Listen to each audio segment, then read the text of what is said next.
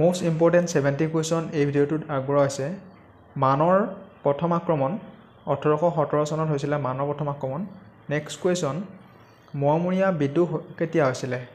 মোৱামৰীয়া বিদ্ৰোহ হৈছিল 1769 চনত কাৰ দিনত হৈছিল লক্ষ্মীঙৰ দিনত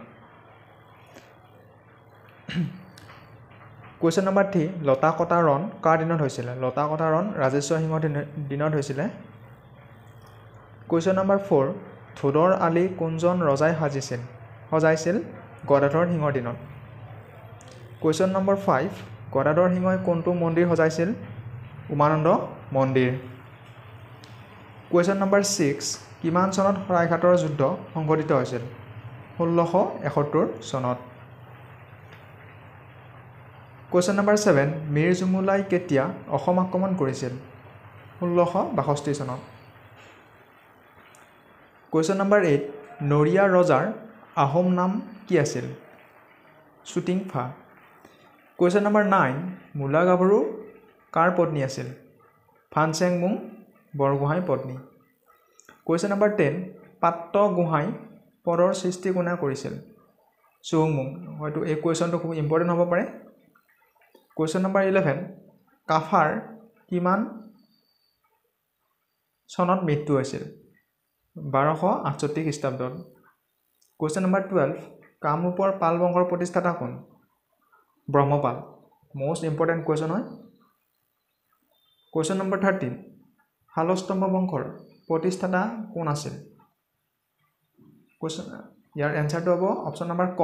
অৱন্তী কুমাৰ কোৱেশ্চন নম্বৰ 14 ৰুক্মিণীক হৰণ কৰা পুৰুষগৰাকী কোন আছিল ৰুক্মিণীক কোনে হৰণ কৰাইছিল ইয়াৰ শুদ্ধ আনসাৰ হ'ব অপচন নম্বৰ খ শ্ৰীকৃষ্ণ কোৱেশ্চন নম্বৰ 15 ভীষ্মক ৰজাৰ জীয়েকৰ নাম আছিল ইয়াৰ অপচন নম্বৰ গটো ইয়াৰ শুদ্ধ answer Rukmini question number 16 Bhishmak ৰজাই কোন ৰাজ্যত ৰাজত্ব কৰিছিল শোণিতপুৰৰ কোৱেশ্চন নম্বৰ 17 অগ্নিগড় কোনে সজাইছিল বান ৰজা কোৱেশ্চন নম্বৰ 18 বান ৰজা কোন দেৱতাৰ ভক্ত আছিল শিৱ কোৱেশ্চন নম্বৰ 19 নৰকক বধ কৰিছিল অপচন নম্বৰ ক কৃষ্ণই কোৱেশ্চন নম্বৰ 20 নৰকাসুৰে প্ৰতিষ্ঠা কৰা বংশটোৰ নাম কি এটো ভ্ৰম বংশ এটো গ্ৰেড 3 এণ্ড গ্ৰেড 4 দুটা অপচনে মোষ্ট ইম্পৰ্টেণ্ট কোৱেশ্চন হয় ভ্ৰম বংশ কোৱেশ্চন নম্বৰ 21 পাকজ্যোতিষ ৰাজ্যৰ প্ৰথম ৰজা কোন আছিল মহিৰংগ দানৱ এটো সুধিব পাৰে এটো এটা ইম্পৰ্টেণ্ট কোৱেশ্চন হয় পাকজ্যোতিষ ৰাজ্যৰ প্ৰথম ৰজা কোন আছিল মহিৰংগ দানৱে কোনখন ৰাজ্য শাসন কৰিছিল এটো কোৱেশ্চন হ'ব পাৰে কোৱেশ্চন নম্বৰ 22 বৰ্মন বংশ কোনে প্ৰতিষ্ঠা কৰিছিল পুষ্য বৰ্মন কোৱেশ্চন নম্বৰ 23 গুপ্ত বংশৰ প্ৰতিষ্ঠাতা কোন আছিল শ্ৰীগুপ্ত কোৱেশ্চন নম্বৰ 24 অশোকে প্ৰচাৰ কৰা ধৰ্মটোৰ নাম কি আছিল বুদ্ধ ধৰ্ম কোৱেশ্চন নম্বৰ 25 কলিংগ যুদ্ধ কৰা মৌৰ্য সম্ৰাটগৰাকী কোন আছিল অশোক কোৱেশ্চন নম্বৰ 26 মৌৰ্য বংশৰ সৰ্বশ্ৰেষ্ঠ ৰজা কোন আছিল চন্দ্ৰগুপ্ত মৌৰ্য কোৱেশ্চন নম্বৰ 27 অৰ্থশাস্ত্ৰৰ নামৰ গ্ৰন্থখনৰ ৰচক কোন কৌটিল্যৰ আন এটা নাম কি চাণক্য কোৱেশ্চন নম্বৰ 28 ইণ্ডিকা নামৰ গ্ৰন্থখনৰ ৰচক কোন মেগাস্থেনিছ কোৱেশ্চন নম্বৰ 29 মৌৰ্য সাম্ৰাজ্য প্ৰতিষ্ঠাতাৰ চন আছিল মানে মৌৰ্য সাম্ৰাজ্য কিমান চনত প্ৰতিষ্ঠাতা হৈছিল 321 খ্ৰীষ্টাব্দত কোৱেশ্চন নম্বৰ 30 মৌৰ্য বংশ প্ৰতিষ্ঠা কোনে কৰিছিল চন্দ্ৰগুপ্ত মৌৰ্যই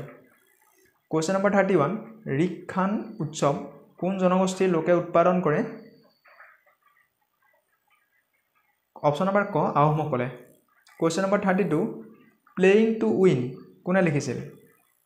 চাইনা নেহৱাল কোৱেশ্চন নম্বৰ 33 কোনজন চুতীয়া ৰজাৰ দিনত চুতীয়া ৰাজ্যখন পতন হয় ইয়াৰ অপচন নম্বৰ হ'ব খ নীতিপাল কোৱেশ্চন নম্বৰ 34 ইয়াণ্ডাবু সন্ধি কেতিয়া স্বাক্ষৰিত হৈছিল 1826 খ্ৰীষ্টাব্দত কোৱেশ্চন নম্বৰ 35 কছাৰীসকলৰ প্ৰথম ৰাজধানী ক'ত আছিল ডিমাপুৰ কোৱেশ্চন নম্বৰ 36 অসমৰ ইটাৰনেল চিটি অফ ৰোমান্স বুলি কোনখন নগৰক জনা যায় তেজপুৰ কোৱেশ্চন নম্বৰ 37 অসমৰ প্ৰথমটো ছপাহাল মিছনাৰী সকলে ক'ত স্থাপন কৰিছিল শিৱসাগৰ কুৱেশ্যন নম্বৰ 38 অসম সাহিত্য সভাৰ 2020 বৰ্ষৰ অধিৱেশন ক'ত অনুষ্ঠিত হৈছিল শুৱালকুছি কুৱেশ্যন নম্বৰ 39 ডক্ট হেমন্ত বিশ্ব শৰ্মা অসমৰ কিমানতম মুখ্যমন্ত্ৰী 15তম কুৱেশ্যন নম্বৰ 40 কোনজন আহোম ৰজাৰ দিনত মৰমৰীয়া বিদ্ৰোহ হৈছিল লক্ষ্মীসিংহৰ দিনত কুৱেশ্যন নম্বৰ 41 অসমৰ প্ৰথম চিকিৎসা মহাবিদ্যালয়ৰ নাম কি অসমৰ প্ৰথম চিকিৎসা মহাবিদ্যালয়ৰ নাম হ'ল অসম চিকিৎসা মহাবিদ্যালয় ক'ত আছে ডিব্ৰুগড়ত আছে অসম চিকিৎসা মহাবিদ্যালয় কুৱেশ্যন নম্বৰ 42 গুৱাহাটী চিকিৎসা মহাবিদ্যালয়খন গুৱাহাটীৰ দেশ পাহাৰত অৱস্থিত নৰকাসুৰ পাহাৰত এই কুৱেশ্যনটো হ'ব ইম্পৰ্টেণ্ট হ'ব পাৰে গুৱাহাটী চিকিৎসা মহাবিদ্যালয়খন গুৱাহাটীৰ কোনখন পাহাৰত আছে নৰকাসুৰ পাহাৰ অপশ্যন নম্বৰ খ কুৱেশ্যন নম্বৰ 43 শ্ৰীমন্ত শংকৰদেৱ স্বাস্থ্য বিজ্ঞান বিশ্ববিদ্যালয়খন নিম্নলিখিত কিমান চনত স্থাপন কৰা হৈছিল 2009 চনত কুৱেশ্যন নম্বৰ 44 ভোগেশ্বৰ বৰুৱাৰ জন্ম নিম্নলিখিত কোন ঠাইত হৈছিল শিৱসাগৰত কুৱেশ্যন নম্বৰ 45 অসমৰ দ্বিতীয়খন চিকিৎসা মহাবিদ্যালয় নাম হৈছে গুৱাহাটী চিকিৎসা মহাবিদ্যালয় কুৱেশ্যন নম্বৰ 46 অসমীয়া খেলুৱৈ ভোগেশ্বৰ বৰুৱাৰ জন্ম কিমান চনত হৈছিল 3 ছেপ্টেম্বৰ 1940 চনত অপশ্যন নম্বৰ খটো ইয়াৰ শুদ্ধ এনসাৰ কুৱেশ্যন নম্বৰ 47 অসমীয়া খেলুৱৈ ভোগেশ্বৰ বৰুৱা নিম্নলিখিত কিমান চনত অৰ্জুন বঁটাৰে সন্মানিত কৰা হৈছিল 1966 চনত কুৱেশ্যন নম্বৰ 48 অসম চিকিৎসা মহাবিদ্যালয় পুৰণি নাম কি আছিল অসম চিকিৎসা মহাবিদ্যালয়ৰ পুৰণি নাম আছিল বেৰী হোৱাইট মেডিকেল কলেজ আৰু বেৰী হোৱাইটৰ দানৰ টকাৰে মেডিকেল স্কুলখন বনাইছিলে 1898 চনত কুৱেশ্যন নম্বৰ 49 শিলচৰ চিকিৎসা মহাবিদ্যালয় কিমান চনত স্থাপন কৰা হৈছিল 1968 চনত কুৱেশ্যন নম্বৰ 50 10 ছেপ্টেম্বৰত ভোগেশ্বৰ বৰুৱাৰ জন্মদিনটো অভিৰুচি ক্ৰীড়া দিৱস হিচাপে ৰাজ্যজুৰি পালন কৰা হয় 3 ছেপ্টেম্বৰ কুৱেশ্যন নম্বৰ 51 এছিয়ান গেমছত সোণৰ পদক অৰ্জন কৰা প্ৰথমগৰাকী অসমীয়া খেলুৱৈ কোন আছিল ভোগেশ্বৰ বৰুৱা কুৱেশ্যন নম্বৰ 52 শ্ৰীমন্ত শংকৰদেৱ স্বাস্থ্য বিজ্ঞান বিশ্ববিদ্যালয়খন দেশত অৱস্থিত গুৱাহাটী কুৱেশ্যন নম্বৰ 53 গুৱাহাটী চিকিৎসা মহাবিদ্যালয় কিমান চনত স্থাপন কৰা হৈছিল গুৱাহাটী চিকিৎসা মহাবিদ্যালয়খন 1960 চনত স্থাপন কৰা হৈছিল কুৱেশ্যন নম্বৰ 54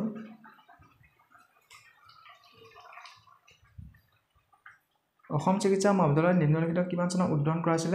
অসম চিকিৎসা মহাবিদ্যালয় 1947 চনত কুৱেশ্যন নম্বৰ 55 23 চনৰ বেংককত অনুষ্ঠিত এছিয়ান গেমছত 800 মিটাৰ দৌৰত ভোগেশ্বৰ বৰুৱাই সোণৰ পদক অৰ্জন কৰে 1964 চনৰ এছিয়ান গেমছত কুৱেশ্যন নম্বৰ 56 হেমচৰস্তীয়া কোনজন কমতা ৰাজ্যৰ ৰজাৰ পৃষ্ঠপোষকতা লাভ কৰিছিল হেমচৰস্তীয়া কোনজন কমতা ৰাজ্যৰ ৰজাৰ পৃষ্ঠপোষকতা লাভ কৰিছিল ইয়াৰ অপশ্যন নম্বৰ কটো ইয়াৰ শুদ্ধ এনসাৰ দুৰ্লভ নাৰায়ণ কুৱেশ্যন নম্বৰ 57 দৰঙী ৰাজবংশাৱলী কোনে লিখিছিল সূৰ্যসুই দৈবজ্ঞই এইটো কুৱেশ্যন খুব ইম্পৰ্টেণ্ট হয় আহিব পাৰে দৰঙী ৰাজবংশাৱলী কোনে লিখিছিল সূৰ্যসুই দৈবজ্ঞই কুৱেশ্যন নম্বৰ 58 তলৰ কোনটো ধূমকেতু 76 বছৰৰ মূৰে মূৰে দেখা যায় হেলিৰ ধূমকেতু কুৱেশ্যন নম্বৰ 59 ৰঘুদেৱ কাৰ পুতেক আছিল চিলাৰায় ৰঘুদেৱ কাৰ পুতেক আছিল অপশ্যন নম্বৰ গ ইয়াৰ শুদ্ধ answer Chilarai question number 60 Mamoni Raisom গোস্বামীয়ে জ্ঞানপীঠ বঁটা লাভ কৰিছিল 2000 চনত মামৰে ধৰা তৰাল কিতাপখনৰ কাৰণে আৰু তেওঁ মামণি ৰয়ছম গোস্বামী আৰ্ট কুৱেশ্যন সুধিব পাৰে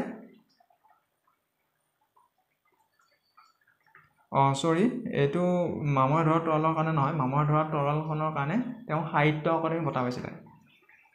মামণি ৰয়ছম গোস্বামীয়ে জ্ঞানপীঠ বঁটা পাইছিলে দিন মানে জীৱনজোৰা সাহিত্য সাধনাৰ বাবেহে তেওঁ জ্ঞানপীঠ বঁটা লাভ কৰিছিলে 61 নম্বৰ কুৱেশ্যন কাৰ্বি জনগোষ্ঠীৰ কোনটো প্ৰধান উৎসৱ মৃতকৰ আত্মাৰ শান্তি কামনা কৰি পতা হয় চামকান কাৰ্বিসকলৰ মৃতকৰ আত্মাৰ সদ্গতিৰ কাৰণে কোনটো উৎসৱ পালন কৰা হয় চামকান কুৱেশ্যন নম্বৰ 62 সীমান্ত সুৰক্ষা বাহিনী BSF কেতিয়া গঠন কৰা হয় 1965 চনত গঠন কৰা হয় অপশ্যন নম্বৰ ক ইয়াৰ শুদ্ধ এনসাৰ কুৱেশ্যন নম্বৰ 63 সাহিত্য একাডেমী পুৰস্কাৰ লাভ কৰা প্ৰথম অসমীয়া পুথি বনফুল সাহিত্য একাডেমী পুৰস্কাৰ লাভ কৰা প্ৰথম অসমীয়া পুথি বলফুল কিমান চনত প্ৰকাশ পায় 1955 চনত যতীন্দ্ৰনাথ দুৱৰা কুৱেশ্যন নম্বৰ 64 মহাভৈৰৱ মন্দিৰ কোনে সজাইছিল বান ৰজাই কুৱেশ্যন নম্বৰ 65 প্ৰথম ভাৰতীয় মহিলা IPS বিষয়াগৰাকী কোন আছিল কিৰণ বেদী কুৱেশ্যন নম্বৰ 66 ৰেড প্লেনেট বুলি কোনটো গ্ৰহক জনা যায় মংগল গ্ৰহক কুৱেশ্যন নম্বৰ 67 বিশ্ব জনসংখ্যা দিৱস ৱৰ্ল্ড পপুলেশ্যন ডে কোন তাৰিখে পালন কৰা হয় 11 জুলাই কুৱেশ্যন নম্বৰ 68 প্ৰথম অসমীয়া সনেট পুথি মালস প্ৰথম অসমীয়া সনেট পুথি মালস আৰু প্ৰথম অসমীয়া সনেট বুলি ক'লে প্ৰিয়তমাৰ চিঠি ইয়াৰ শুদ্ধ আনসাৰ হ'ব অপশ্যন নম্বৰ ক মালস